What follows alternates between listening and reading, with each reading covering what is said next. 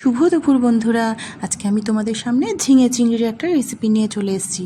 আমরা তো পটল দিয়ে এঁচড় দিয়ে চিংড়ি মাছ খাই, তো আজকে আমি ঝিঙে দিয়ে ট্রাই করলাম। রান্নাটা কিন্তু খুব ভালো হয়েছিল। তো চলো দেখি আমি কিভাবে রান্না করেছি। তো দেখো, তার জন্য আমি এখানে লম্বা লম্বা করে ঝিঙে আর আলু লম্বা লম্বা করে কেটে নিয়েছি। আর এখানে খোসা ছাড়িয়ে চিংড়ি মাছকে নুন হলুদ মাখিয়ে রেখে দিয়েছি।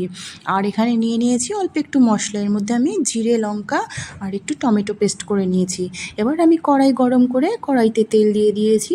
তেল গরম হয়ে গেলে আমি ওর মধ্যে নুন হলুদ মাখানো চিংড়ি মাছগুলো দিয়ে ভেজে নিয়েছি। চিংড়ি মাছ বেশি ভাজলে শক্ত হয়ে যায় বন্ধুরা, তার জন্য আমি একটু হালকাই ভেজে নিয়েছি। এবার ওই চিংড়ি মাছ ভাজা তেলের মধ্যে আমি কালো জিরে ফোড়ন দিয়ে দিয়েছি। ওই তেলের মধ্যে আমি টুকরো করে কেটে রাখা আলুগুলো দিয়ে দেবো। ঝিঙে কিন্তু বন্ধুরা আমি এখন দেবো না, কারণ ঝিঙে তো খুব নরম, খুব তাড়াতাড়ি সেদ্ধ হয়ে যায়। দেখো আমার আলুগুলো লাল হয়ে ভাজা হয়ে গেছে। এবার আমি ঝিঙেগুলো এর মধ্যে দেবো। ঝিঙে আর আলু আমি একসাথে দেখো ভেজে নিয়েছি। এবার আমি যে মশলাটা করে রেখেছিলাম, এই মশলাটা আমি এর মধ্যে অ্যাড করব।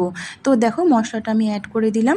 এবার আমি এর মধ্যে স্বাদ মতো নুন আর পরিমাণ মতো হলুদ দিয়ে ভালো করে মশলাটাকে কষিয়ে নেব। তো দেখো বন্ধুরা, মশলাটা আমার মোটামুটি কষানো হয়ে গেছে। এর মধ্যে আমি ভেজে রাখা চিংড়ি মাছগুলো দিয়ে ভালো করে এবার নাড়াচাড়া করে নেব। তো দেখো ঝিঙে আলু চিংড়ি মাছ আমার একসাথে ভালো করে কষানো হয়ে গেছে।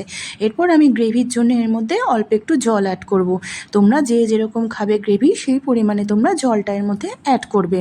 তো আমি একটু মাখা মাখা করেই তরকারিটা রান্না করব। তো দেখো বন্ধুরা, জল দিয়েছি আমি।